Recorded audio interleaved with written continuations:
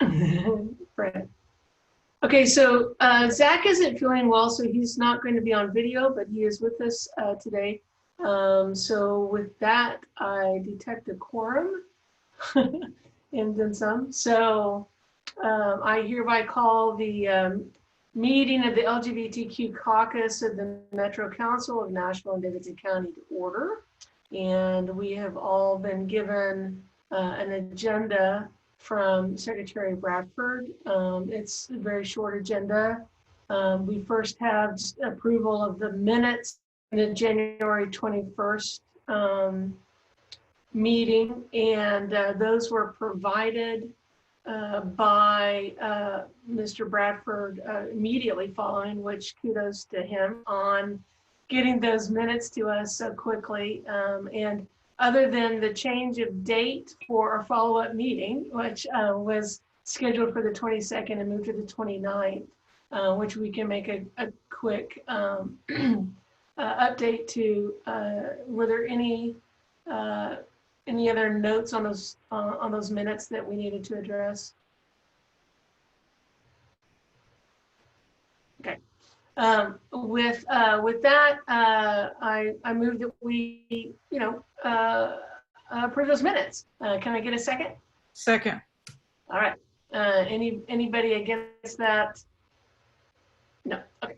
Great. So that took care of that first agenda item. It's always fun to do. We have just an overview of progress of last action items. Wanted to get an update from Council Member Withers on the list of dates and events. I know that you've been working on that. We got the approval that we could put that on a Google Doc just for access, and I wanted to make sure and provide that link. I know things have been extremely busy since our last meeting, but Mr. Withers, do you have an update for us on that? Well, was there a change that was requested to the document? That's what I was trying to remember what the change was. Transferring that information over to Google Docs so that we could categorize the difference between a resolution, a proclamation, and op-ed opportunities. Oh, okay. Yeah. So you wanted it converted to Google Docs, and then how did you want me to reflect the other stuff? Just like put as a column with checkboxes, or? Yeah, that'll work. Don't you guys, you think that'll work? I mean, it'll get started. If it becomes cumbersome, then we can address that. Eventually, it'll be transferred over to a public document so that people right. can, but it's, Attorney Cooper said it's innocuous enough to go ahead and get started. Okay, that I will work on that. The other item that I had was the resolution, and I've been doing some work on it. I've got, we more or less have done this resolution, at least Councilmember Van Rees, for the last, 4 years. So we've got sort of a working draft that we've usually updated or tweaked a little bit each year. Last year, we updated it to reflect the 50th anniversary of the Stonewall Riots themselves. But I've been working on a lot of text. It may take a little bit of time, but I wanted to sort of run through some of the things that I had thought about this time. One thing that I think that is really important, I wanted to bring before the caucus, is how we want to be consistent in sort of identifying the community. What we've had up through last year's resolution was that it was a resolution recognizing June as Nashville Pride Month, celebrating the lesbian, gay, bisexual, and transgender communities. It's what we had in the past. Is that, do we want to go ahead and include the word queer since we identify as the LGBTQ caucus? Or how do folks feel about how long of a list how inclusive of a list do I need to list out in the caption in particular, but also in the text? That's my first one, and then I'll go through the more kind of substantive things. Well, we had a pretty good discussion on our formation as to the inclusivity of the word Q. It's still, I'm an old person, so it still bothers me a little bit, but I understand that it's actually more inclusive to the younger generation of whom we're trying to be cognizant of with all of these historic actions. So I'm open to ideas, but anybody else have any ideas about that?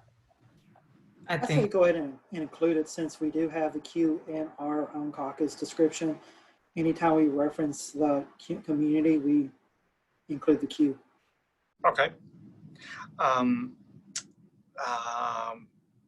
Any dissension, any different viewpoint from that? Emily, Zach, anything?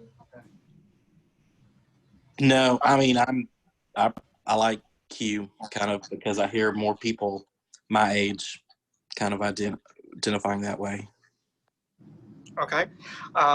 So then going back to the caption, and this will be followed up in the text, but usually what it is that we're recognizing the whatever anniversary of the Stonewall riots, which this year would be the 51st anniversary of the Stonewall riots. However, I've added it and really worked a fair amount on the text to have it be so that for this year, it'd be the 51st anniversary of the Stonewall riots and the 50th anniversary of the first Pride parades as important milestone events for the gay rights movement. So what I've done is we have some stuff that we've had in boilerplate, which y'all may have seen before, but I've retained the paragraph about that we've always had, which is about the actual Stonewall riots on June 28th of 1969. What I've done is I've added another paragraph, which is a little bit of a history of the Pride events of 1970, which we're commemorating. And so this is what I have, at least so far. I think it's been doing a lot of historical research, and but this is kind of what I have, and wanted to run that past you to get any just overall thoughts. But so it would add another recital. So it says, whereas this June also marks the 50th anniversary of the first Pride Parade events, the organization Chicago Gay Liberation organized its first annual Gay Liberation March on June 27th, 1970, that ended at Chicago Civic Center, which is sometimes recorded as the first Gay Pride Parade. The June 27th, 1970 Chicago Gay Liberation March was part of a groundbreaking gay week of organized events throughout Chicago, including an official gay dance, coinciding with demands that same-sex couples be allowed to dance together, which at the time was illegal even in private establishments. A much larger march took place in New York City on the next day, on June 28, 1970, the one-year anniversary of the Stonewall riots, and was named the Christopher Street Liberation Day March in honor of the location of the Stonewall riots the year earlier. On the same day, a Christopher Street West March was held in Los Angeles on Hollywood Boulevard, which required intervention by the American Civil Liberties Union and an order by the California Superior Court in order to obtain a march permit, leading this event to become the first legally permitted gay pride march or parade. Another event was held that day also in San Francisco. These initial Pride Parade and March events continue to grow and evolve each year after 1970 in these and increasing numbers of cities and communities throughout the United States and other countries, usually but not always occurring during the month of June. So kind of what I wanted to do with those events is we're celebrating a little bit of the 50th anniversary really of Pride. Those were in different cities, but just also sort of establishing the history of why they were important or what they were, what each one of them a little bit differently was working to overcome as a challenge for our community. Did anyone have any thoughts about that as a historical paragraph for this year?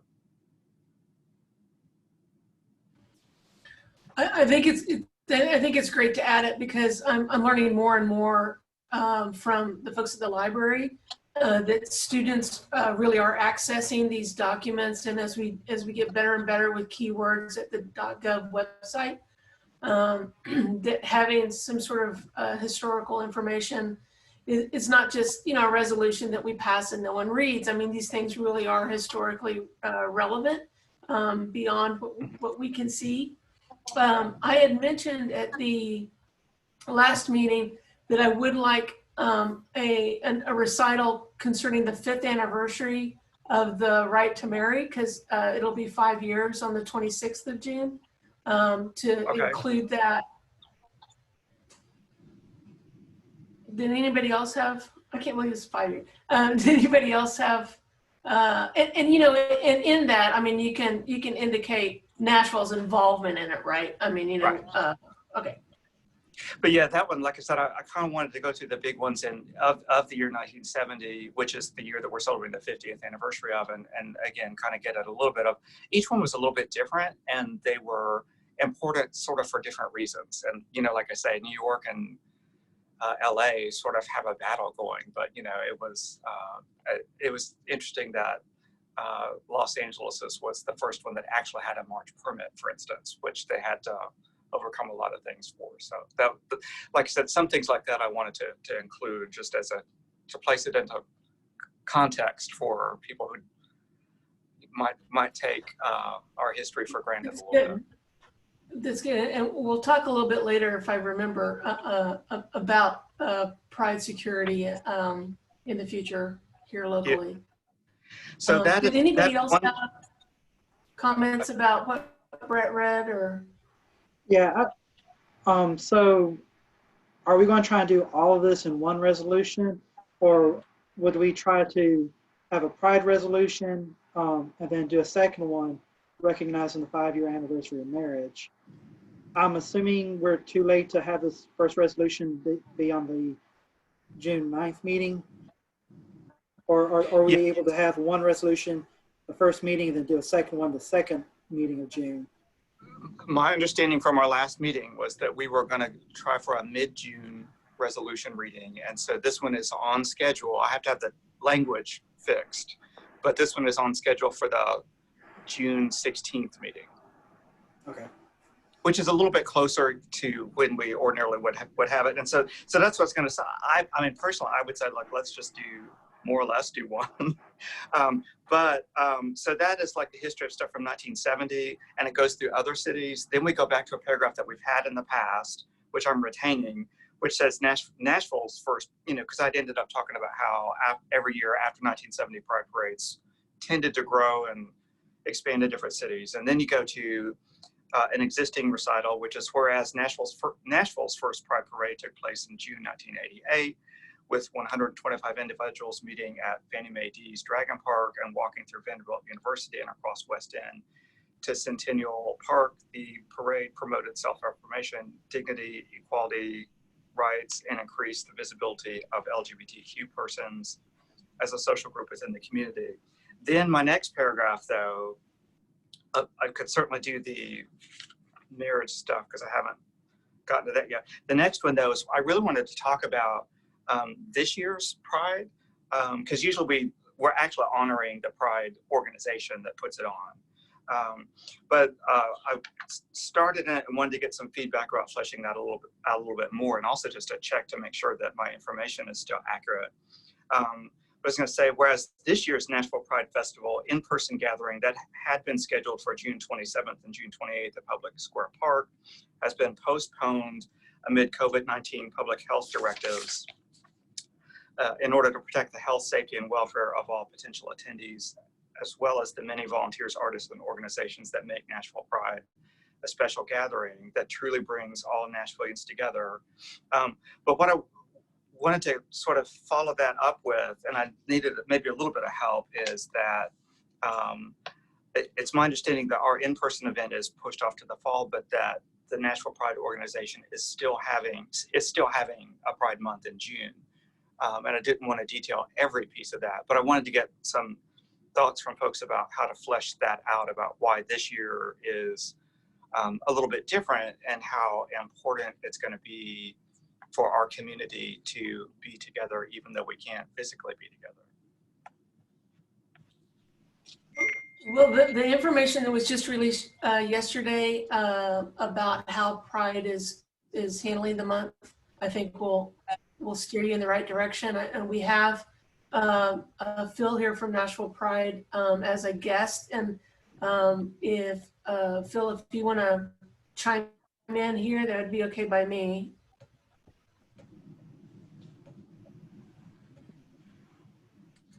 I'm trying to unmute you. There you go. Yeah. Okay. Thank you. I appreciate this. I think that, you know, for us and for Pride, our messaging really is that Pride is something that lives in our hearts 24/7, 365. And so if there's a message around that, I think that there's probably an element that can be included in the resolution for sure. However, I think that specifically noting any of our virtual celebrations kind of can, for the purpose of this at least, kind of be a little flat. So I think just the global idea that pride is something that continues on in our hearts and our actions every day of the year, whether there's a pandemic or not, is probably the message I would suggest going with.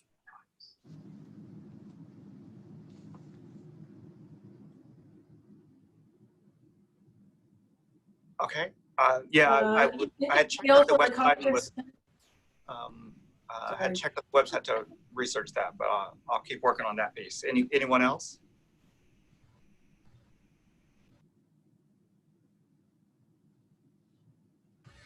I don't hear any other comments. It's fantastic. Thank you, Brett, for your work on this. I know that it's dense, it's very long, but there's a reason for it to be long this year. And we'll have a little bit more bandwidth. Hi, Zach. Have a little bit more bandwidth to kind of consolidate perhaps next year. Right. Yeah, and like I said, it's on the calendar, and I just have to have the language by Thursday this week. So what I'll do is I'll keep pecking at it over the weekend, and then see if the council office can send it to the caucus just for any edits or tweaks after that. But I will look up for the Obergefell stuff as well for this year. That's great. I mean, even if you want to name Harbison and Rubenfeld's work with that, then you should be able to find that. Yeah. Phil, if you want to send Brett a paragraph alluding to what you were describing, that would help give him some direction. That'd be great. Absolutely, with pleasure. Thank you. Great. Yeah. I'll get that to you over the weekend, Brett. All right. Thank you. The next thing we have is what we did on the lifting the ban on blood donation. It went really well. It was in context with the weekend. It was published in the Tennessean, first online and then on the following Monday in the print version, because they print still somewhere in the state. And it was also picked up and is on the resource page for the National League of Cities. And so as was the slide presentation and the video of the healthcare webinar that we did. So that's being shared throughout the county through the league, which is great. And excuse me, I don't have the COVID. It's just allergy. The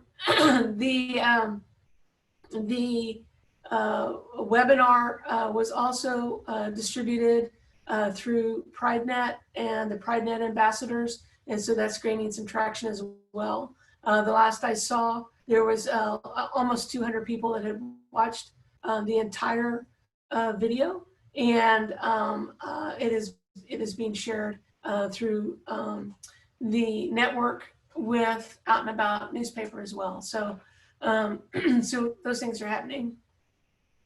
The dedicated caucus webpage site was the next thing on the agenda. As I alluded to earlier, we're not going to have that right away, but it is something that we'll continue to work on. We do have sort of the archives stored so that when a page is live, it can easily be transferred, and you guys all have access to those archives. There's nothing in the archives that hasn't already been released to the public, but it's a gathering of everything that's been done. So if you need any help finding that, or if you have something that you want stored on it, then let me know. So we move now to our other business. We want to recognize our guests from the community. We have Chris Sanders from the Tennessee Equality Project. Hi, Chris. We have Joe Woolley from the LGBT Chamber, Nashville Chamber. And we've heard from Phil Cabucci as well from Nashville Pride. I wanted just to give our community leaders a moment to talk to us to see whether or not there's something going on that we need to be aware of, that maybe we need to turn focus on at some point. Mr. Woolley has provided a letter to us already. And so with that, I want to go ahead and give Joe just 3 minutes, if you will, to give us an update on what's happening with things at the chamber. Thanks, Nancy. Councilmember Van Rees, for having the chamber here. Appreciate all of your all's work. I did send a letter to the caucus telling you about several events that we have going on for Pride Month. We'll get more information to you all when we officially announce everything on Monday. I did mention the Austin event that we'd love to have you all involved in, at least with an image, possibly a video with the other LGBT council members from Austin that we're doing the event with. We are, thanks to Pride for putting out an awesome schedule, virtual schedule. We'll be adding our own programming into that. We'd love to have you all involved in any way. We've been working very hard on the COVID-19 response for our small business members. Marginalized minority communities have been affected at a much higher rate than others. So we're doing what we can for our diverse LGBT community of members. The access to recovery, especially PPP funding, there is disparity there. We're working hard to collect that data so that we can use it further down the road. There is hurting in the community as far as business owners are going. We are, you may have seen an action alert today. We are supporting legislation at the state level to protect businesses and nonprofits from legal action. And then, and I'm sorry that my dog just barked. And then we brought up the budget. The LGBT chamber is in the Metro budget, and I addressed my, I gave you the information that I think you would find helpful on the funding for the LGBT chamber. We are very appreciative of Metro for the second year in a row. We're ending our second year of funding for those funds. They have been very helpful to the growth of LGBT-owned businesses here in the city. A lot more. We are the only true LGBT line item in the budget, and we would hope that our caucus would look out for funding for the community, specifically in the budget. Thank you, Joe. If you want to stick around for later, if there's questions, that'd be great. Mr. Sanders, Chris, you got an update from the state and beyond that you can give us today? I assume I have your permission to unmute at this point. Okay. I do. Several bills are moving in the House. Is there a reason the chat function is not open?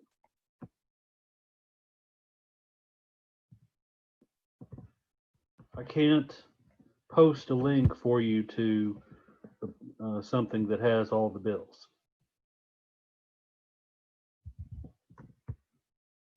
I can't hear you either. It looks like it's functioning. Okay. You want me just? Did you get that? Mm. Oh yes, I did. I did. Okay. Let's see if I can respond. It doesn't look as if it's letting. Make sure that you scroll up and type everyone in the two. I'll just hit everyone. No, well, I'll have to email that to you later. Okay, feel free. It's not letting me type at all. But regardless, they're in two categories. One affects the access of transgender youth to gender affirming care. It would actually criminalize that. And then there are two bills on transgender student athletes, and it would basically ban their participation in school sports. Those will eventually, of course, be, the House will pick one of the two bills, and one of those bills is on the floor on Tuesday, in fact. So I'll send that to you, or I can send it to Councilman Bradford if you prefer, whichever. I'd be glad to send it to either one of you so that you can include it in your materials. Yes, if you want to send that to Mr. Bradford, that'd be great. Okay, very Thank good. You know, we are hopeful that the Senate will stick to its guns and continue to focus on the budget, COVID-19, and time-sensitive matters. We obviously have to watch that discussion as it plays out while they're in session. But that is our best chance for the bills not to pass, because the House seems quite intent on passing all kinds of things right now. So we want the contrast between the two chambers to remain. Just quickly, a couple of things we've spent a lot of time, like the chamber, for which I commend their work. They have gotten a lot of information to the community about COVID-19. We have been trying to do the same thing because a lot of our community are represented in the professions that are essential workers, and because of health disparities, we are more susceptible statistically to experience the complications due to COVID-19. And you all may know a Middle Tennessee gay man recently died from COVID-19. If you all know Bud East, he posted about a friend of his who had passed. So we have been highlighting LGBTQ healthcare workers and their stories, and one of them was Matthew Fuson of the Nashville Fire Department, and we should always be proud of his work. But he told a very compelling story about what it's like to serve during this time. We also have rolled out several enhancements to our Counseling Unconditionally program that highlights, it's a map basically where people around the state can find inclusive mental health services, which are so important during this time. So we've been doing a lot of work around that, as well as preparing for the session, and I've probably gone over time. I apologize. Well, I thank you for those updates. And if you could send links to and resources to Mr. Bradford so that we can share that information. One of the things that we had pledged to do as a caucus is to be mindful of other groups' very valiant effort to do our best to amplify it as much as possible, particularly the story about the firefighter. I think all of us would love to make sure that we share that story. I hadn't seen that yet. So, the noise right now is intense. So if you could funnel that directly to us, and that would be very, very helpful. And that goes for everybody.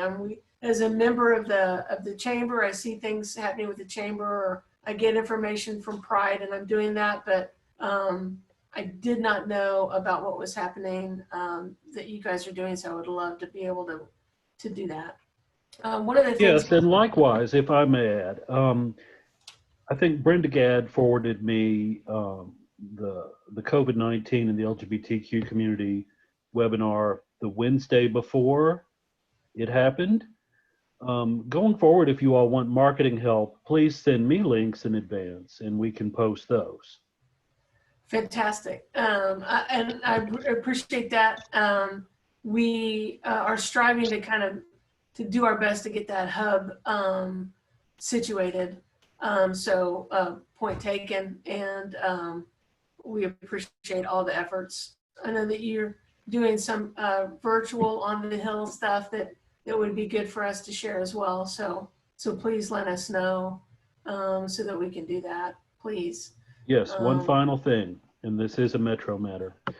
I hope, and I think some of you already are asking critical questions about why the Metropolitan government of Nashville and Davidson County is sharing COVID-19 data with law enforcement.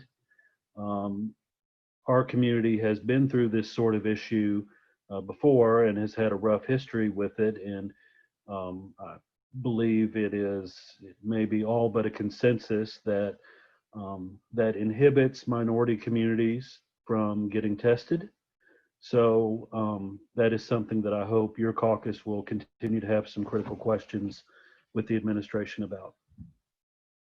If I may follow up real quick, Council Member Van Rees.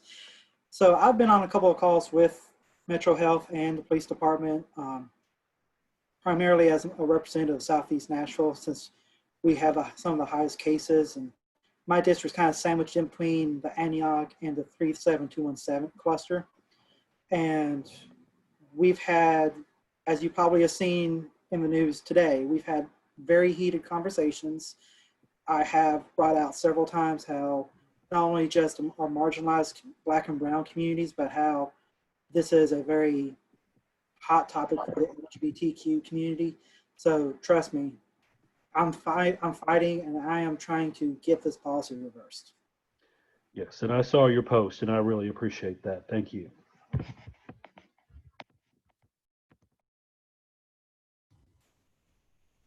Thank you for that, Chris and Mr. Bradford. I was on the healthcare call late Thursday, and have been trying to catch up in the last 24 hours. And so if we feel like as a caucus there needs to be some sort of a letter from us regarding this, and I'm interested in having this forum to discuss whether or not that's something we might want to do. Are there any comments from the other caucus members about this issue? Thank you, Chair. So one of the things I think we heard yesterday was that many of our colleagues are concerned about this as well. And so I think we need to continue to push the health department and the police department, and of course the administration. You know, it all starts at the top. So to continue to push them about what a terrible policy this is. The good news is that there's more than just the LGBTQ caucus pushing for this. This impacts it impacts the entire city, but certainly those you know, our population and people of color, it is a problem. So we've got to make sure that the health department changes the course on that ASAP. So I think the good news I would just say is that, you know, there's other people working on it. I don't know if that's something that we might want to run through the council office just to see if other people, if anyone else is working on a letter or communication with Dr. Caldwell or Dr. Jahunger, so that we can make sure that the same message gets to them. So we might want to coordinate that. It looks like we lost the chair. Well, there is currently a resolution sponsored by Councilman O'Connell that I signed on to. So that could be something else the rest of the caucus signs on to it. I don't have the number of it right off the top of my head, but just email council office or the clerk and ask that you want to be on that as a co-sponsor. Right now, last I checked, I think it's just myself, Freddie, Colby, and Sandra.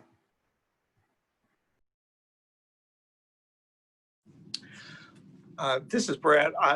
With my working 2 jobs at work, wasn't able to join the call on Thursday, but I have read some of the information, and I wanted to get a little bit more of a sense from, you know, maybe from y'all just briefly, but I saw an allusion, I believe, from Dr. Jahanger to concerns about, with law enforcement, I've heard the stuff about making sure that the first responders are prepared, which the PPE provision should address.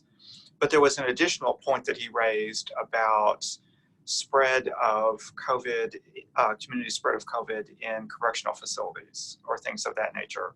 And I wanted to see if any of y'all can help me understand what their position on that is, about how they feel that this policy addresses that concern. I'm trying to get at like what problem they are trying to solve, particularly as it pertains to correctional facilities or things of that nature. Presumably also the the housing at the fairgrounds, but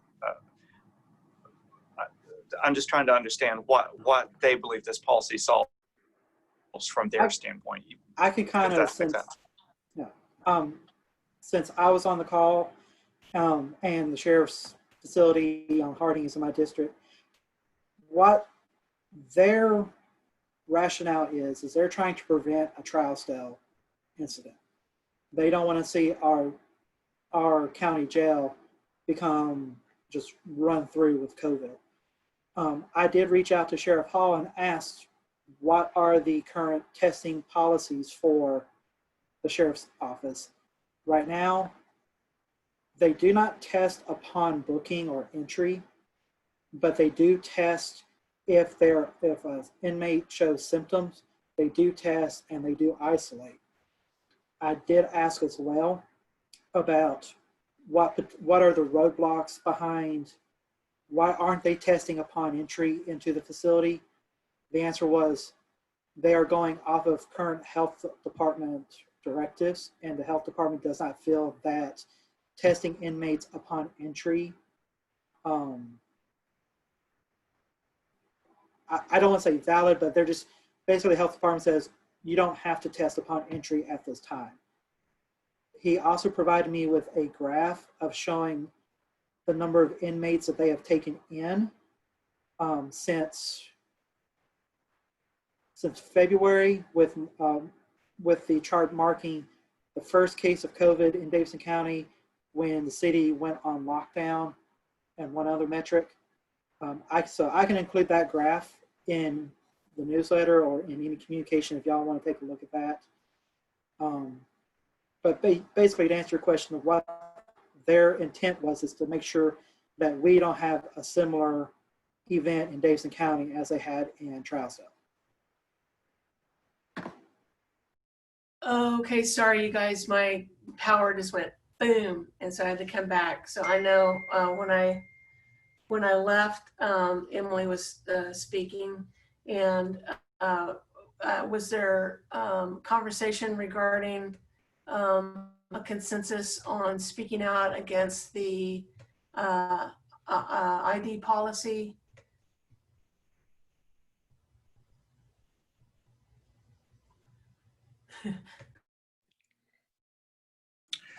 Well, Council, we had a technical discussion, and of course, working where I do,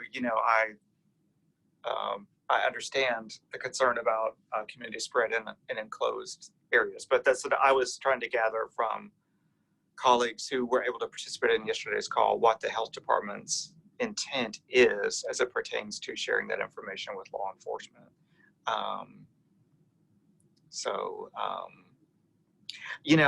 I guess my answer to that, based on the information that Councilmember Bradford has shared, is that again, there are other means of addressing concerns for folks who might be entering the county jail, for instance. There are ways of addressing that, which is actually a very limited population, that a number of people that would actually encounter first responders. First responders can respond to a much large number of people. Very few people that they interact with actually go to jail, even for a short period of time. So, based on that, I'm comfortable that we should sign on to it as a caucus. Yeah. Has there already been legislation introduced or a resolution asking for this from Sepulveda or somebody? Yes, Councilmember O'Connell, I believe, is the main sponsor. I have signed on. Councilmember Sepulveda and Councilmember Sledge have also signed on. As I was stating earlier when you fell off, I don't have the actual number for the resolution, but I'm sure if you contact council office or the clerk's office and say you want to sign on to the resolution for the health department, they'll probably be able to point you to it. Well, is there a motion from the five of us that we, as a caucus, all five of us, add our names to this, or are we doing this individually? Is there a motion for all five of us to do this? I'll motion, but I've also already signed on, so Yeah. if somebody else wants to motion. I would second that. Is there anybody feeling uncomfortable with that? Zach, Brett, you okay with that? No, I mean, I'm okay with that. I feel like the stronger statement is that the caucus as the caucus signs on to it.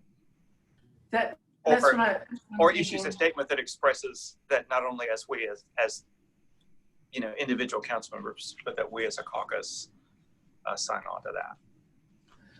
Fantastic. You're already working on other language for the resolution. Russ, you've already participated in this early conversation. If you would like to go ahead and write a paragraph on behalf of the caucus saying that we as a caucus are signing on to this for the following reasons, and then circulate that to us through Danielle or someone, then we can kind of put that on a letter and send it to everybody. Does that, I think that's what we're agreeing to do. Do I have any objection to that? No, I think that sounds great, and I would imagine that it would be effective if we did that as a press release as well.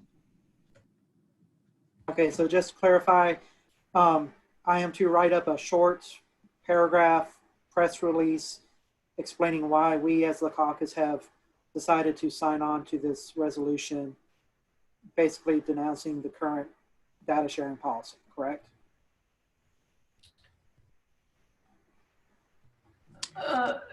In support of the resolution, and for the reasons that Chris even acknowledged in regard to the history in our community. Our problem is that you can't just write it up and we all look at it and say, okay, go. You have to like go through all these hoops, right? So if you could write it up and get it maybe to Danielle for a legal look, and then she can send it to us. We all agree, and then it goes out. I think that would work. Okay, and if I may ask Chris, if there's any historical precedent or historical situations that are similar or that could kind of act as this is why we are supporting this resolution, if you could include that in your email, and I can throw that into the press release. Oh, Chris I need Chris. Sorry. I will look for that. That is not my area of expertise, but I will see if I can find something on reporting and health disparities in law enforcement. Chris, would that be something along the lines of that, you know, even recently we had experience with criminalization of HIV as a deterrent to testing and disclosure? Right. I mean, that's a very recent policy that's still in place in some places, and has had a measurable suppression of testing. Right. Very good.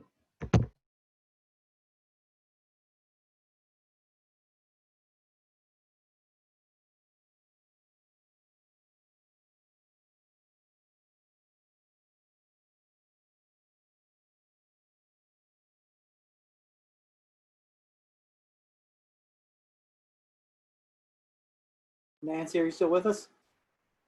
Looks like Nancy froze. That's what I'm thinking.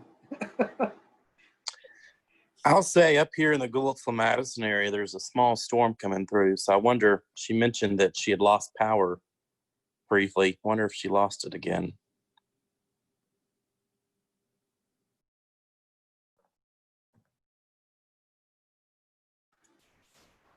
Well, Brett, as vice chair, do you want to, take over while she's working on her internet?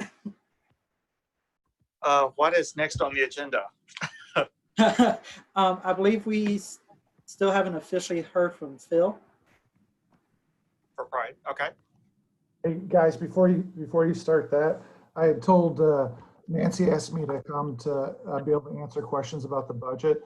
I told her that it's my wife's birthday, so I really only have another couple minutes, and it sounds like we're not going to really get to the budget. So I'm going to jump off. I've enjoyed catching up with you guys. digitally, seeing everybody's faces, but I'm not going to be able to stick around because I need to make my wife happy. Yeah. Thanks for joining us, Bob. Thanks. Bye, Bob.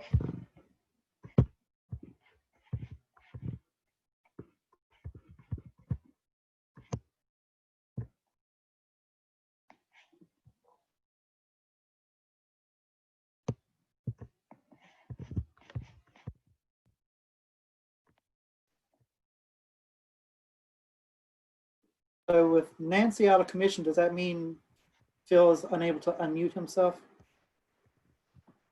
No, I can unmute myself. I just wanted to wait for official permission to do that. Well, thank you all for having National Pride at the table tonight. Certainly do appreciate it.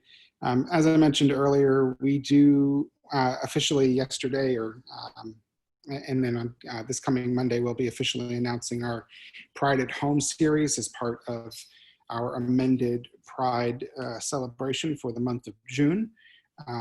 As you know, we postponed our officially planned Pride celebrations for later this month, and we are looking at putting together an in-person series of events for this fall. Details on that are still forthcoming, but as soon as we have information, you'll be certainly shared.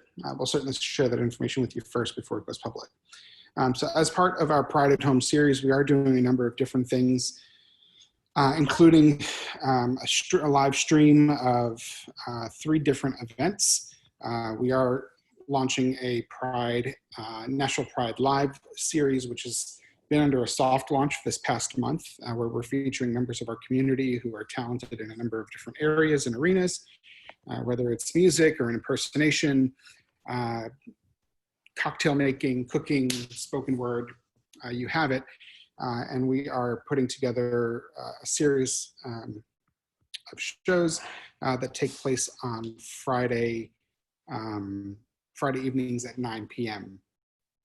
During the week, we have a Sing Me a Song program, which is featuring artists with a little bit more notoriety in our community, and those shows air at 8 o'clock on Wednesdays. And then we are launching a series of a couple other series throughout the month of June that are specifically focused on independent community or specific communities within our community, specifically targeted towards older adults, young adults, and other communities as well. And so those details will be announced in the next weeks ahead. In addition to our online programming, we have partnered with a number of local artisans and businesses, including a number of LGBTQ owned retailers and businesses who have typically presented at the National Pride Festival in some capacity. And we will have an online marketplace featuring those businesses as well on our website. In addition to that, we are launching a rainbow store and creating a delivery service, if you will, that will have Pride signage that people can put in their yards, as well as Pride flags for sale, and a number of other Pride rainbow themed pieces that people can install in their homes during the week of Pride, homes, cars, what have you. And so details on that will be released next week as well. In addition to that, Nashville is participating as a producer of Global Pride, which is an online event where Pride organizations from around the world will be participating in a 24-hour celebration of Pride, where every time zone around the world will have an hour to prepare or to share things that are happening in their world or in their time zone. This is in partnership with Interpride, which is the Global Federation of Pride Organizations, as well as the European Pride Organizers Association. Personally, on a personal note, I am acting as an executive producer for the Central Time Zone, as well as Eastern and Mountain time zones. And Nashville Pride will be playing a producing role as well, featuring artists from the Nashville community for that. That event will be taking place on June 27th and streaming on a number of online and digital platforms. In addition to that, we are continuing our work with the Community Visioning Project. Our task forces are continuing to meet older adults, healthcare, and youth and young adults.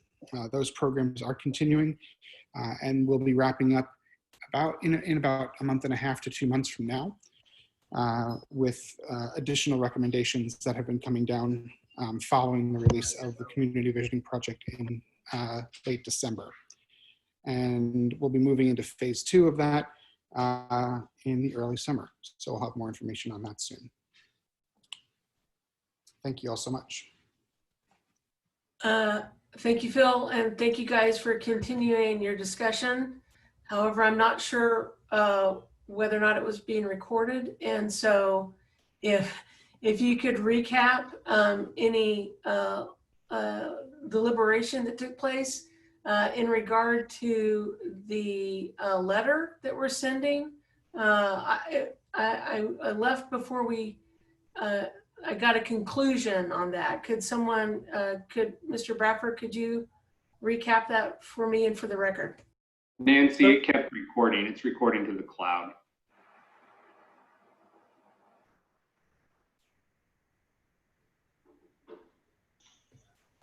Good, magic trick. I thought I had to be here for that to happen, so that's really cool. Russ, could you recap for me, please? Sure. So what we've decided is I will go ahead and write up a short press release explaining why we are supporting this resolution. Chris is going to get me some relevant information as to why this is a concern for the LGBTQ community. Brett mentioned how in the past and in some states it's still almost HIV is criminalized, and that kind of prevents testing. So kind of the comparison of what's going on now. And I will get that out, and I'll try to work on that this weekend and get it out first of the week for everybody to look at. Thank you for the recap. And Phil, it sounds like you're as awesome as you always are, and I will look to hear all the beautiful things that you're doing. It looked like Mr. Mendez had to drop off. I asked him to come to answer any questions, but I think it's his wife's birthday. So obviously you gotta go. I appreciate all the guests that have come. You're welcome to stick around and provide your input on this. But we understand if you have to take off as well. With that, I'm going to go ahead and move to a discussion on both the mayor's and the substitute budgets. We've had time to kind of observe the mayor's budget quite a bit. Our fellow caucus member, Emily Benedict, has offered a substitute. We also have a substitute from Mr. Glover. And then, of course, two that are Mr. Mendez is trying to decide which one to officially present. But with Emily with us, I wanted to be able to give you a chance to just kind of tell us a little bit about how your substitute budget has come about and the feedback that you've gotten. Yeah, thank you so much. And Freddie O'Connell is also, he has a budget. Right. He's our safety net budget, right? Yeah, exactly. So, and of the budgets, my proposal actually has the highest tax levy. Bob has put out one that's at $1.06 increase. And then he also, the other substitute that he did had the same numbers as the mayor's, a $1 tax levy. However, he shuffled some things around. What I was glad to see about both of his substitutes is that it did include full funding for the LGBT chamber. So I was glad to see that, because I know that Joe and that group, and certainly I was on the board for just under a year, unfortunately, but you know, that group has done phenomenal work in getting businesses certified and connected to others. So I know he's putting that money to good use, as he demonstrated in his email today. So again, both of Bob's versions and mine do include that $25,000 for the chamber. If you haven't, I'd recommend you go to Bob's website, Mendez for Nashville, and read what he's written about his budgets and about the, how we got to where we are. Zulfat did every Saturday afternoon, she's doing conversations on Facebook Live via Zoom with people about the budget. She'll have Bob on there tomorrow, so please tune into that. You can see it on her Facebook page. And it is recorded. I was on it last week, as was Freddie, which is when we learned a lot about what he was looking at. So his proposal is really built on federal tax dollars coming to us, federal money coming to us, which is really a loan that would have to be paid back in 3 years. So there's some challenges there in that we don't even know if we're eligible for it. But he's been clear that if Bob's substitute, will work, then he may not file his, and that's the same position I have. What I've put in my substitute, it'd be $1.16 in increase in tax levy, would get us back up to about the number that we were at 12 years ago. So, we've continued to see it go down, the rate over time. And the bulk of mine, 14 of that 16 cents, is for MNPS. And that's to put their step increases back, is to take the 1,531 employees who make less than $15 an hour, it will bring them up. That's just under $4 million is what that cost is. And then I have allocated enough money to give all of our teachers a 5% raise. One piece of that is last week in our very last hearing, departmental hearings, and the MNPS had spent 2 hours with us. So we really asked them a ton of questions. One of the things that I'm looking at, and I just received it today through email, is how top heavy are we in administration? We've got, as I understand it, there's more than 10 people with who are getting paid more than the mayor, more than $180,000. Now, maybe that's right. Maybe that's a good thing. I don't know. But to me, when we've got a teacher who's making $44,000 a year and we can't give them their promised pay raises, step increases that are part of their comp plan, let alone giving them wages to get them competitive with the counties around us, that we're hemorrhaging teachers to the counties around us because we don't pay them well here. That's where the bulk of my tax increase is, and I want to make sure that at the administration, if we can get some cuts out of there, I want to make sure that gets back to the teachers as well. So again, 14 of my 16 cents is there. I also do include funding for the hospital authority to get them back to the full funding that we gave them, or that they had in the current fiscal year. That money will come with strings, in that, which it always does with all of our subsidy to Metro General, is that if they receive other funding, then we get to keep that in the general fund. And then I restore programs like Opportunity Now and fully fund, make sure we don't lose Nashville Community Education, fully give the same level of funding to the Arts Commission as we have in years past, and then restore Nashville grads. So those are the pieces of mine. One of the things, and to some degree, I did the substitute just to make sure that we're talking about teachers and teacher pay. And it's so important to me that we fund our schools. And I think many of us ran with that in mind last year. And certainly I was a big vocal supporter of fully funding our schools. So that's, to some degree, I created the substitute to help highlight that. I don't yet know if I'm going to file the substitute or not. The thing about a substitute budget is that it's up or down. It's not amendable. So whereas Bob's substitutes are amendable. So I do like what I've seen in his. I'm still looking at, he's made it very easy to look at in a simple Excel spreadsheet. But I also want to make sure that the numbers, there's some things that I want to review that I haven't seen yet since it came out Wednesday afternoon on the eve or the evening Okay. of my birthday. So Oh yeah, happy birthday, everybody. thank Emily's had a birthday now. Zach's had a birthday. Hopefully, Who's Lord willing, we'll all have birthdays. Joe had a birthday. I think Joe had a birthday. No, Jim had the birthday. you. Had an anniversary. And an anniversary. There you go. I have, as a matter of fact, that spreadsheet. I'm going to pull it up, and I'd hope to have Bob here to walk through it, maybe, but Well, while you're doing that, I was going to add that one of the things I was looking at, and I've been trying to understand since this is my first budget process, what are things that can be done, and been discussing a lot about amendments.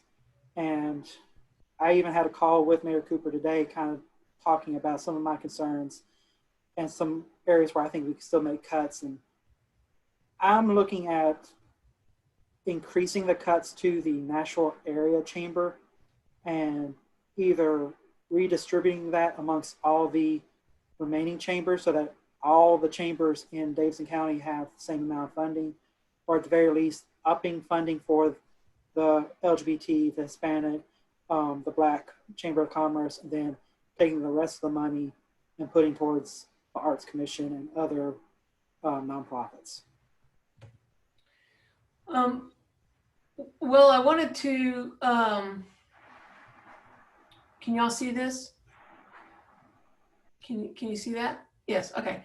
So this was Mendez's summary comparison of Cooper's versus the dollar option, only different, versus his 1066. And then Emily, if I understand, then yours, if you had another column here, it'd be 116. But basically, although the numbers aren't exact, the other 10 cents basically ending up in schools. Am I understanding that? Sort of. Yeah. Correct, sort of, kind of. So I found this very, very interesting. And as Joe had mentioned, the only line item in the giant budget that is specifically for our community as a caucus is, of course, the chamber. And Cooper, as underscored in Joe's letter, it says 0, but it really means 12.5. In the $1 option with Mr. Mendez, he restores it to 25 and keeps it at the $1. Of course, that money's coming from somewhere. You can find it in all these other numbers. But the 1066 option maintains that as well. The one thing that stuck out to me was the equity in which all of these chambers were being restored, which I thought that was thoughtful. So I wanted to point that out. Mr. Bradford had mentioned moving some of this 175 around, and I see that really under Mendez's comparison is unnecessary to still restore the other chambers. And the value benefit of that 175 and what we get out of it for the research that they do is unprecedented. And I don't know that I would agree with you on cutting funding here in order to serve our other chambers if there's another way to do it. And Mr. Mendez has shown that there is another way to do it. The things that bounced out here are those zeros, right? I mean, the Andrew Jackson Foundation and Sister Cities, he's taken money from those things. There's only 2 places where there's zeros, right? So I haven't heard, the Hermitage is very close to where you are, Mr. Bradford. I haven't heard from council members in the Donaldson area as to how they feel about that, whether or not that organization has been able to get other sorts of funding because of their position or not. But I wanted to see whether or not you guys had any thoughts about these 2 situations here. Yeah, I actually did have a brief, like, what the heck with Councilmember Evans. Jokingly said, what did Bob have against the Hermitage? We don't really have any answers, or it's unfortunate Councilmember Mendez had to drop early, because this would have been a good time to ask why he was taking that money away from the Hermitage. As far as the Nashville Area Chamber, I'm going to be reaching out to Ralph Schultz. With my conversation with the mayor today, we both were of the same mind that we don't know why, with all the money that the chamber already brings in through its memberships, why they're being subsidized by the county. They do work in Williamson County, and this is why I'm going to reach out to Schultz, but does Williamson County give them money to do work in Williamson County? So I'm going to do some research and find out what are they doing with the money we give them? Why are we giving them money if they're not getting money from other counties? Like, are we subsidizing their work in Williamson County, Wilson County, etc.? Just find some of that out.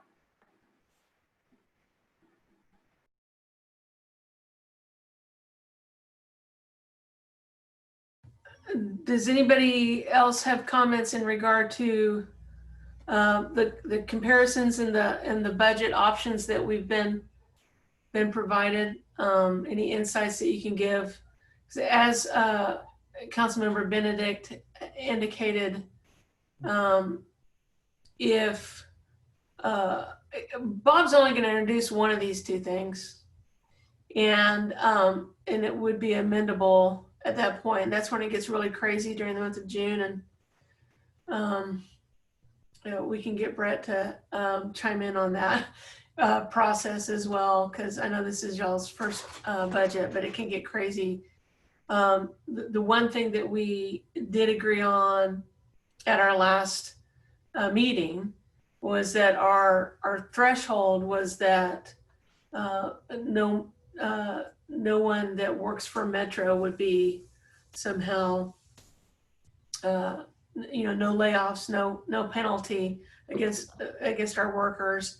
And I think that there's been nothing here that does that. In fact, Bob's budget even gets that 1% COLA, which is nothing but everything symbolically, as well as, it's something, and the step increases, and raising the minimum wage for MNPS. So a lot of that effort has been done here on this end. This is something that we talked about. But I wanted to kind of go ahead and have the discussion on record in regard to solidarity to protect, maintain, and if possible, grow any funds given to the LGBT chamber, since it's our only line item. So when we get into the month of June and Bob submits something and someone says, well, I want to go ahead and just take 10 out of all these people and move it around, that we're in agreement that if someone starts messing with the 12 and a half even, that we work together for that. So I wanted to hear from everybody in regard to that. Can I jump in, Chair? Yeah. One of the things that's not on here that I think it's important for us to talk about with the public is longevity pay. We've cut that and that is part of the, sorry, there it is, step increases. My bad. Okay, it's good. One of the things that I think was important for us to talk about too, and I looked at this in one of the drafts of my substitute as I was trying to figure out what I wanted to do, was body cameras. And, then this week, the murder of George Floyd, of course, brings that topic back up, and not that it ever should have gone away. The DA has indicated that $10 million will get things going for that. So that's about a 3-cent increase. So as we look at this, 10 million is a lot when you look at, there's no numbers that are that big. MNPS combined goes that high. So it is significant, there's no doubt. But I think we need to, I'd like to see, and I'm going to plan, I'd like to see if there's any interest from the caucus to try to find a way to fund body cameras. I think that it's important for all of all Nashvillians, but I think that, as it relates to the LGBT community, as well as LGBTQ community, as well as just making sure that I think that it's an opportunity for us to try to get something in there. So I'm going to be, again, if I don't submit my substitute, and I can see myself going for Bob's $6 option because of the funding that he's gotten there for the schools. And that's the big piece that I want, but I'm curious about finding some way to fund body cameras, and it should be top of mind all of the time, as I said. So. Can I just backtrack a little bit, because I wanted discussion and consensus in regard to my statement regarding the protection of the 12.5 for the chamber, and the solidarity in regard to making sure that they receive no less than what the mayor has proposed. And then in addition to that, any opportunity to grow that all 5 of us agree that would be appropriate to do. Can we talk about that for a moment? My apologies, Chair. I concur. I'm on board with that. I'm on board as well. And as some clarification about what I was attending with my amendment was possibility maybe doing more than 25,000 for each chamber. So there's that as well.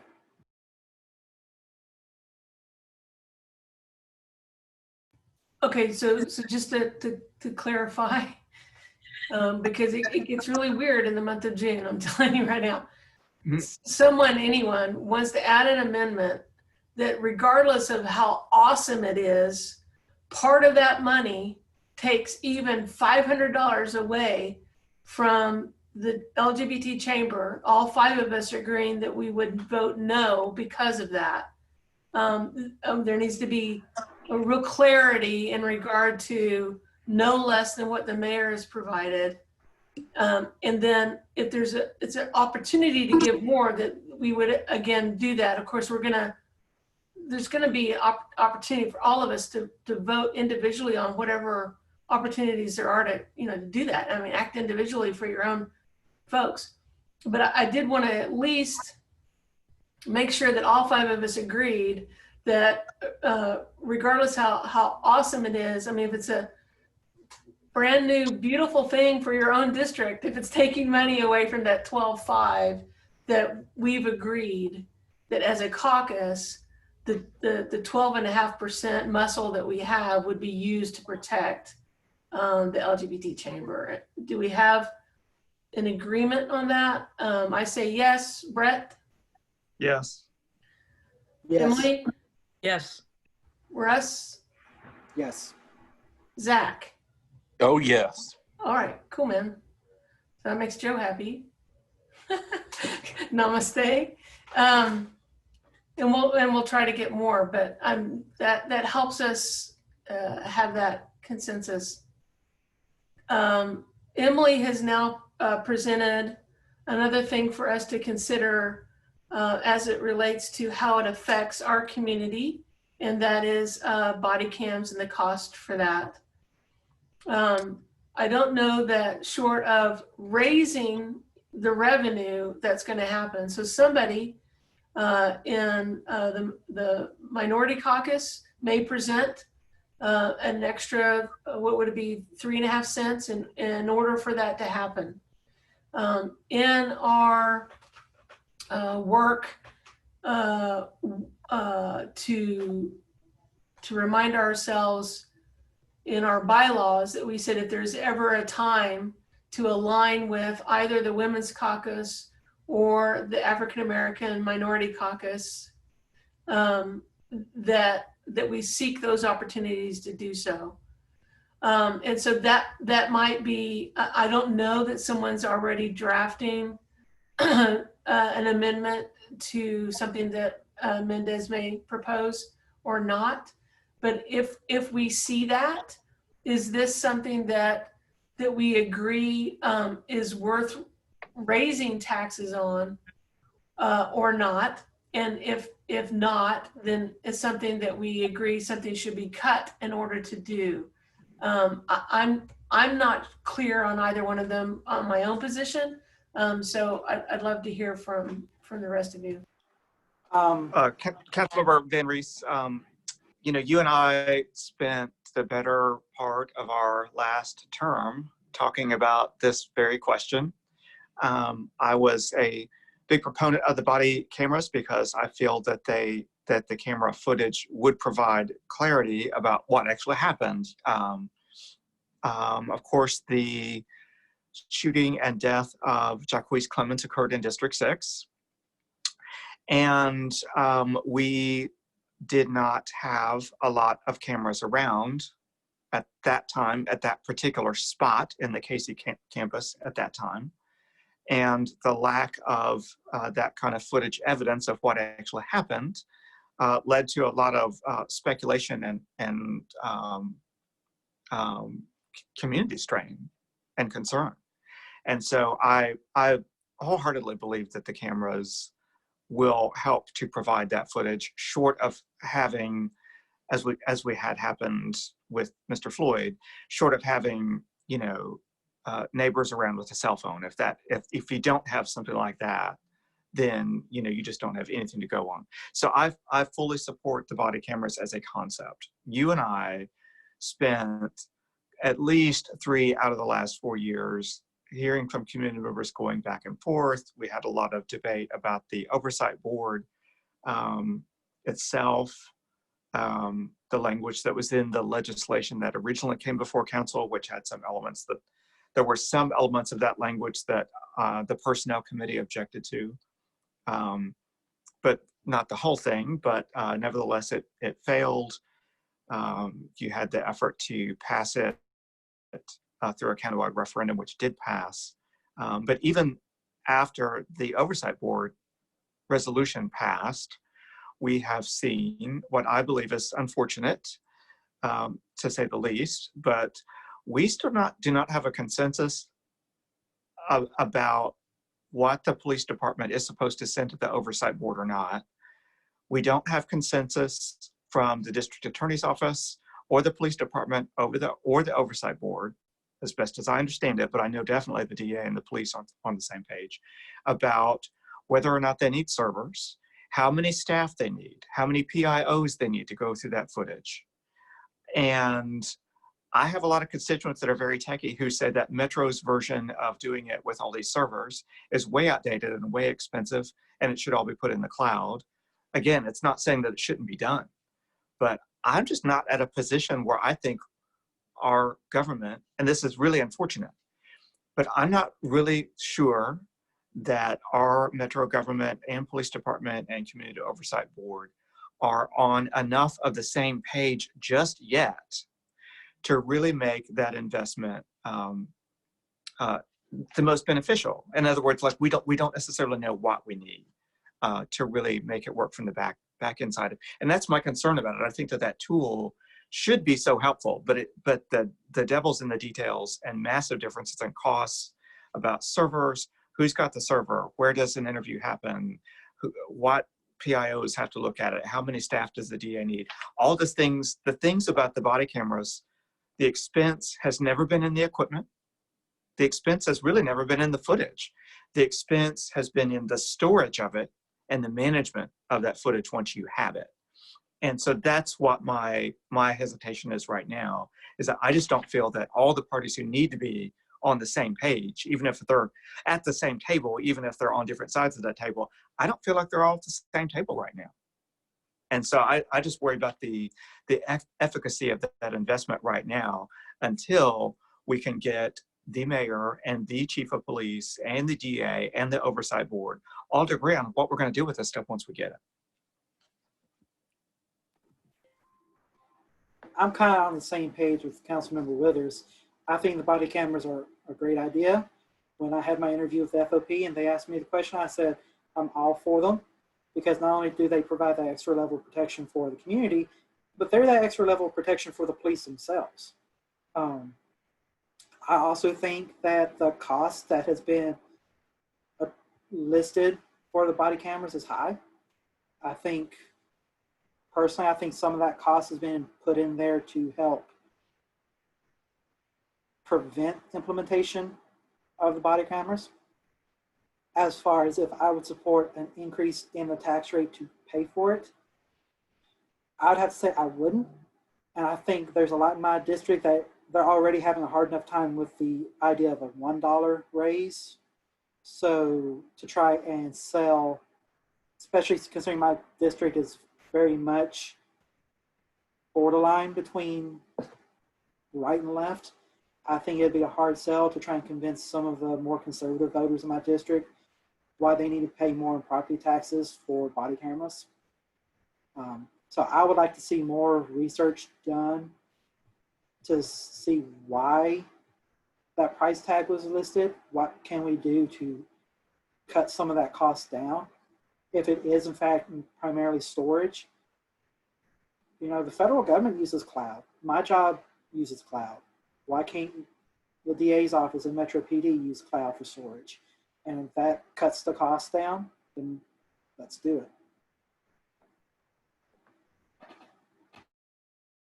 Well, I've got some thoughts.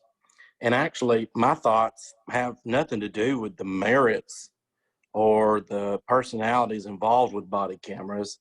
My thoughts have to do with how preposterous it is to think of adding additional operating expense to the Metropolitan government when on June 30th, at the end, in 30 or 31 days, we're going to have $10.9 million in cash in the general fund.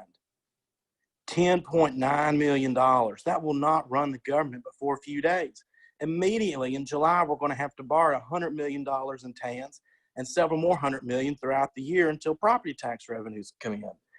We're in an absolute disgustingly disgraceful fiscal mess. And the thought of adding large expenses like that, because once you start that, that's not a service you can take away. And that cost only grows and continues to grow. And in a year when we're not even sure that we're going to give employees longevity pay, but we're going to even consider funding something that a lot of those employees take as a personal affront, that's ludicrous. I just think from a fiscal standpoint, when we're sitting here nickel and diamond trying to think, can we protect $12,500 and then try and come up with 10 million or more for something that is not essential at this moment when we're having to cut all sorts of things from the budget. There's no way that I could support any additional funding for something like this or for upgrading anything in any department when it comes to something that we're operating without right now. I'm not against body cameras. We implemented them in the city of Gouldsville, and they have been the best thing ever because it proves the officers are doing exactly what they're supposed to be doing. But with the large cost of implementation and the ongoing maintenance, I think these are the same types of discussions that unfortunately have been had without too much thought in the last 10 years in Metro and have gotten us to this point where we're just boosting spending and not really paying attention to our revenue and to our costs going out of control. So I guess I can't be any more clear than that. And that probably doesn't surprise any of y'all.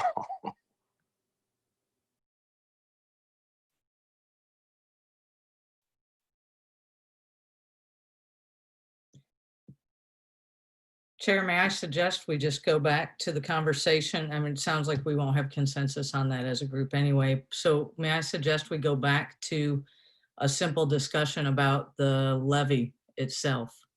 As far as, I feel like in my district, I have support for a significant increase. I know that it's certainly not widespread, but this district, all 7 of us last year in the campaign said that we would increase taxes. So, and we all got votes. So my folks are expecting it, and they're expecting it to be significant. I know that is not the case in many parts of town. Councilmember Bradford just spoke about how his district is much different demographically than mine. So I'm gonna throw it out there. I think that I would have support in my district for the $1.06 substitute. And so I personally can support something like that. Now, as far as shuffling things around, we'll have to see. Again, going back to the things that we want to do. But anyway, Chair, may I suggest that we perhaps have the conversation about can we, as a caucus, can we support a certain dollar amount, or what are our thoughts on the levies that have been proposed? Because we do have two substitutes that potentially will be significantly less.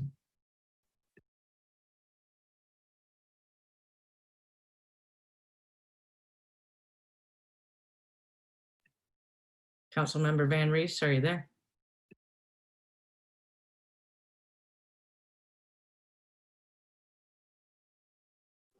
Looks like she might be washing her hands.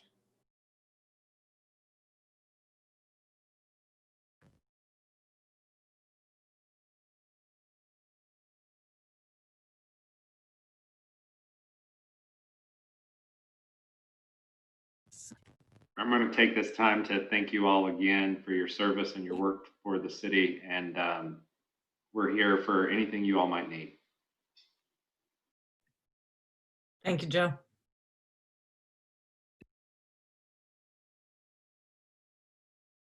Well, to your question, Councilmember Benedict, I still don't know where I would fall on this issue. This might be a vote that I don't make up my mind until they light up the boards for us to vote. As I mentioned, my district, I'd say it's very bipolar.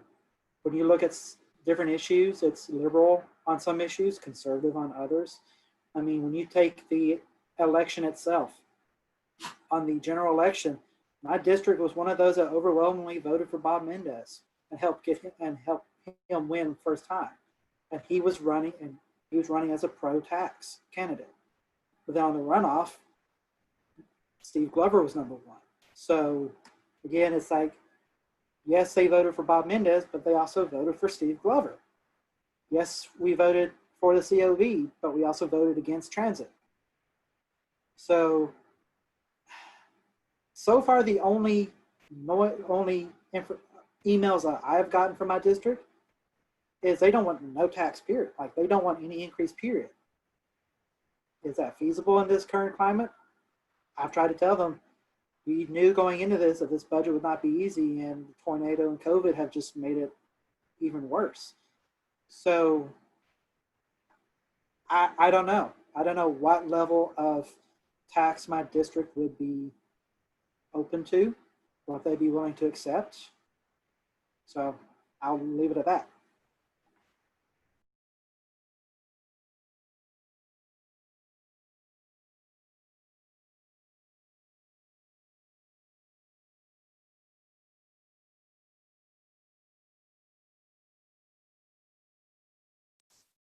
I'm going to take this opportunity to jump off as well. Thank you all so much. Appreciate it. Thank you, Phil.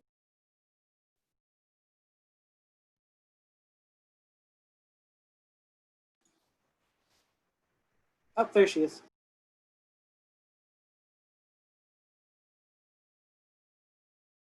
Sorry about that. I had to refill my LaCroix, but I was listening. The speaker is way loud.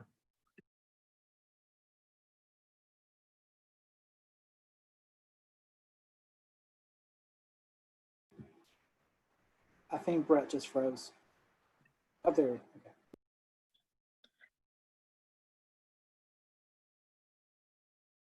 Councilmember, oh, there we go. It says I'm the host now, so I don't know what happened to Nancy or how I became the host, but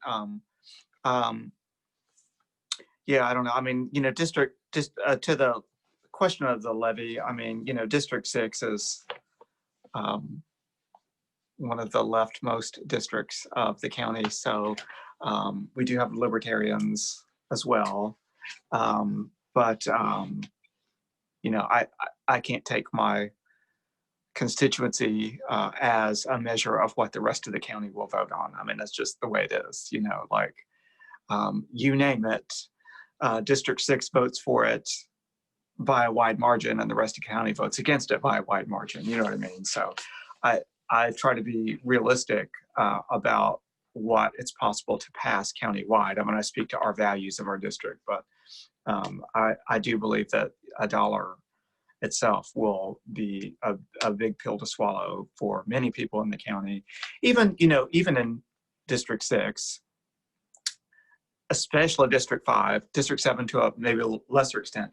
In 2013, in the reassessment, District 6 was #1 in property value appreciation. And so our taxes went up the most as a percentage in 2013.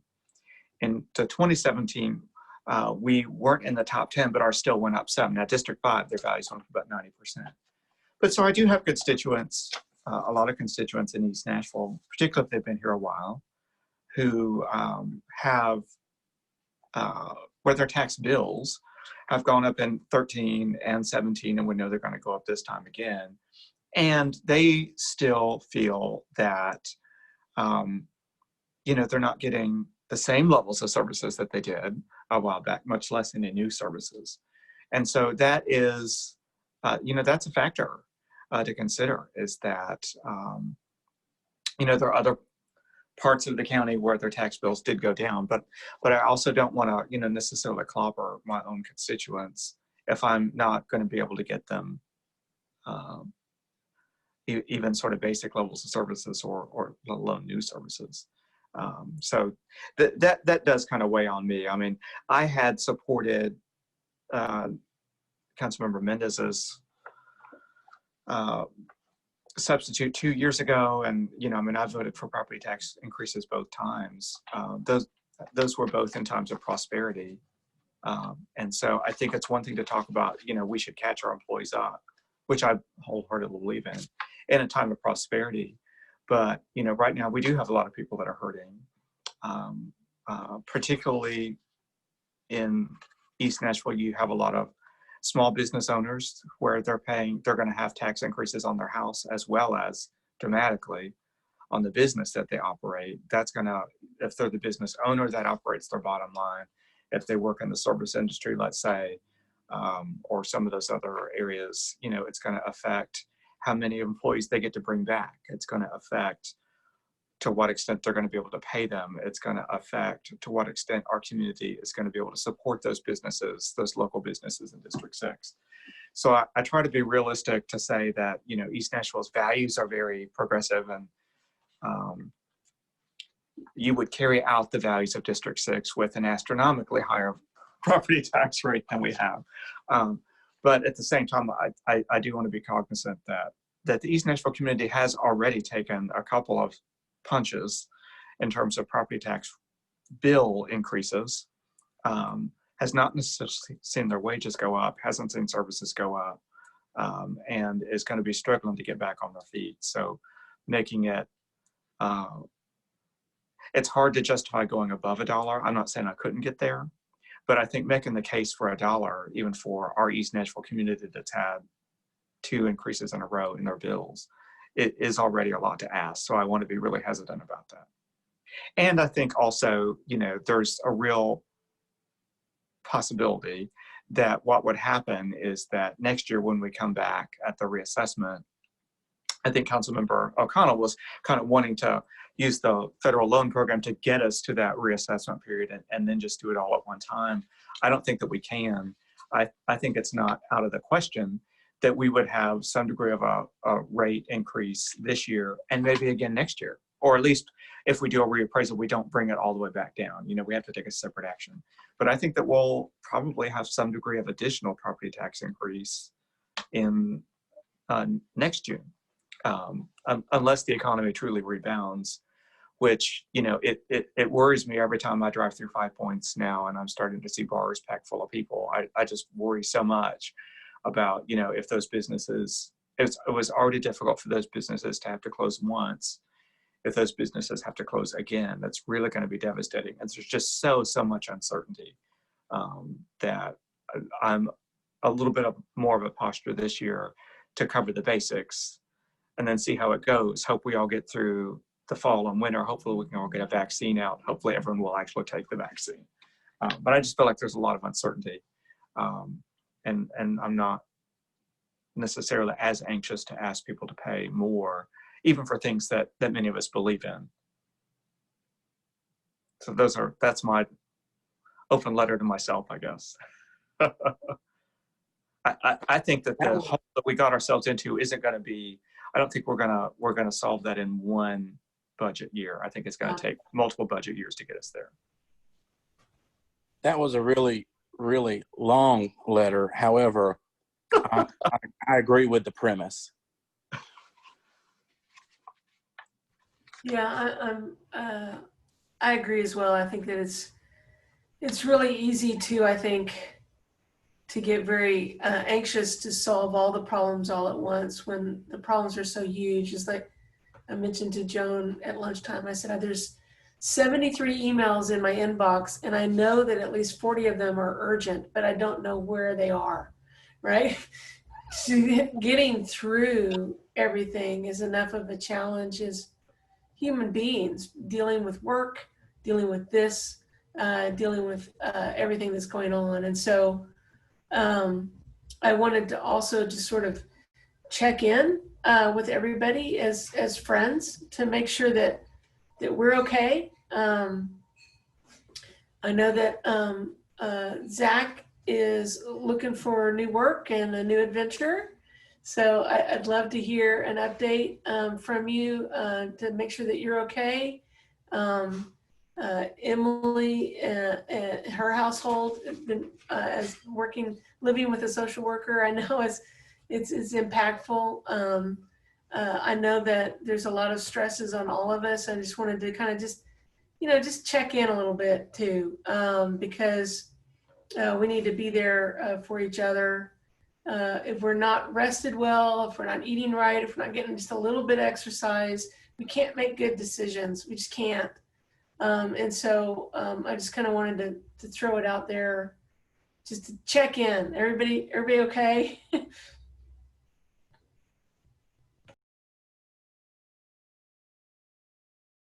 Homes are still selling, and Jessica's going into hospitals from time to time, but never where patients are, and always with precautions. So lots of precautions. I've been struggling hard to kind of keep my eyes open this evening, and that's nothing to do with y'all.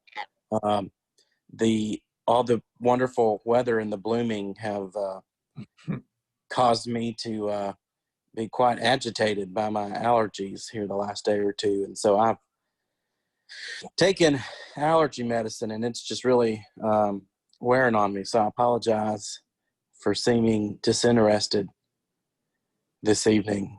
But I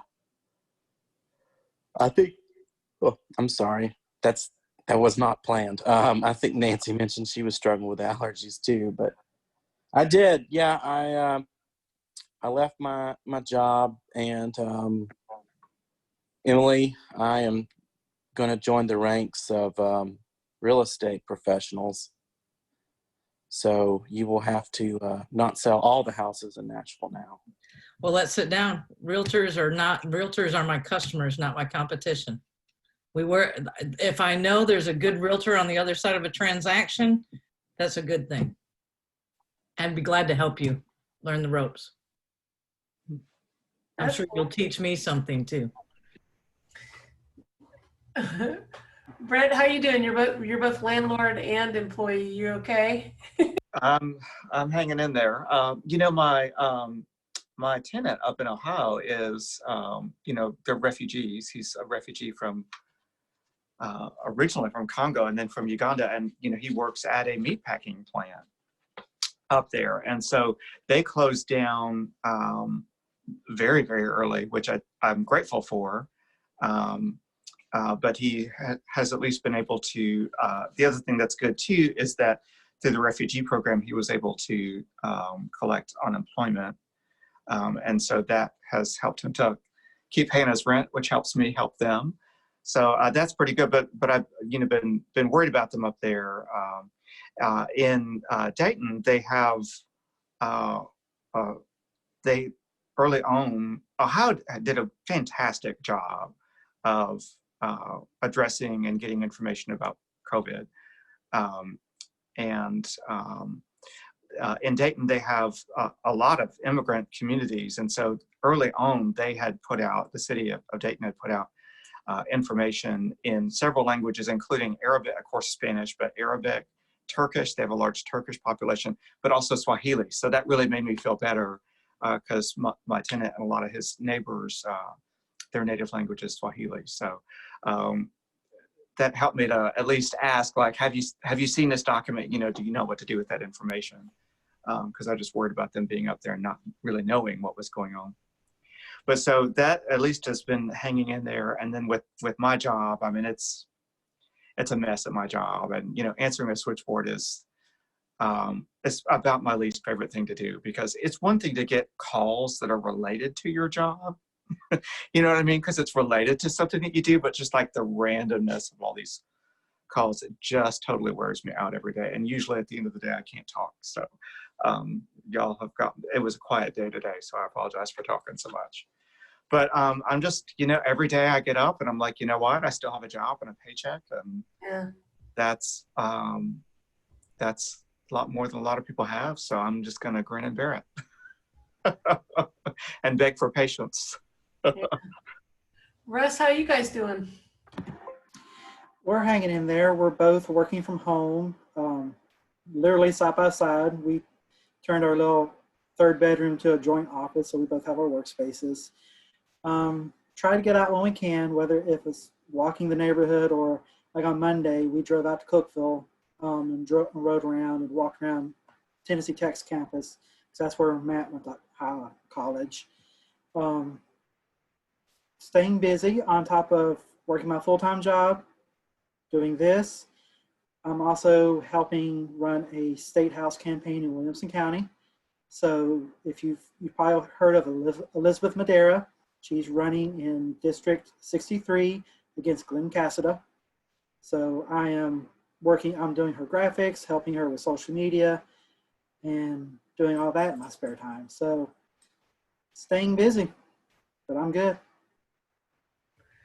Well, I'm glad. I hope. I know I surprised you guys with that, but I just want to. I think it's important to make sure and remember that we're humans, and to check in, because it's a lot of stress. And Joan's crisis calls, they've gone up 55 to 60%, and she just takes call after call of people in distress, just panicking unnecessarily sometimes, but very real to them. And more and more calls just to have somebody to talk to.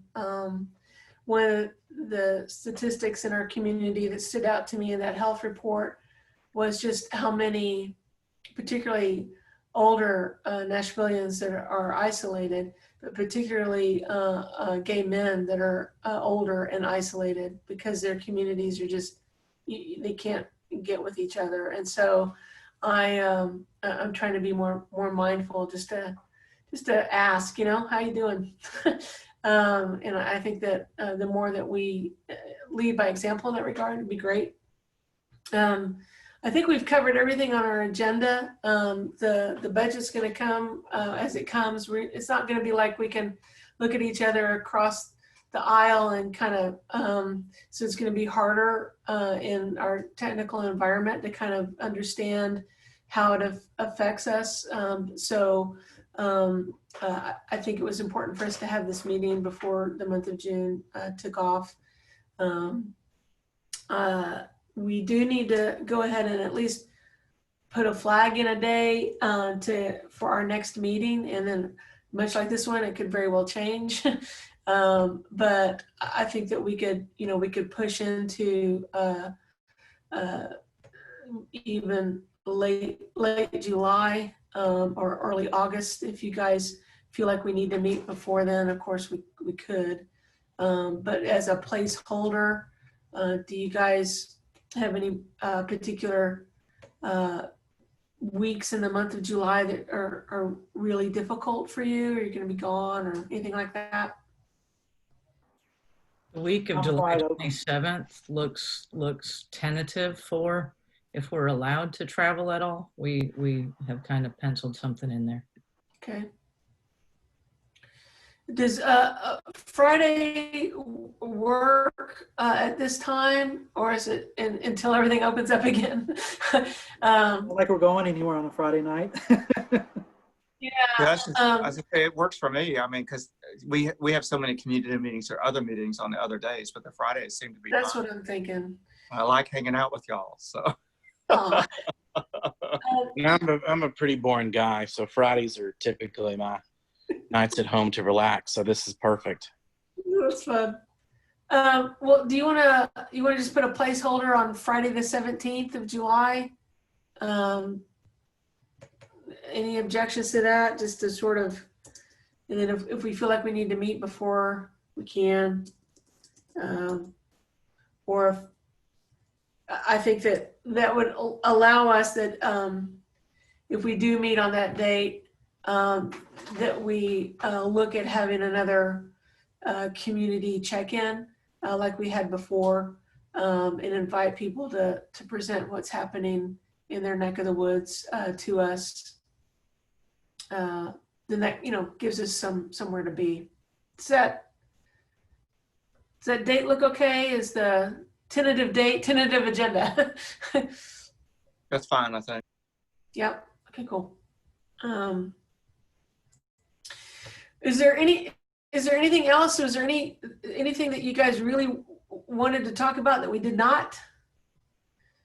I really was grateful to have the guests that we had, and take Emily up on, if you did hear the conversation with Mendez and Stiles, then to listen to the one with Sulfat. I think that'll be good. They're all recorded. This has been recorded, and Zoom will give me an export thing, and they'll use it at ITS, because this has been a public meeting. So your grandkids, if you get lucky enough to have them, or your nieces and nephews, can look at this in the future from the cloud. With that, I guess we're done. Can I have a motion to adjourn? I'll move. All right. Everybody good with that? All right. Peace out, you guys. I love you to death. And evidently Monday, I'm going to go get that hot spot because I'm having trouble that I did not know I had. Peace. See ya. Thanks.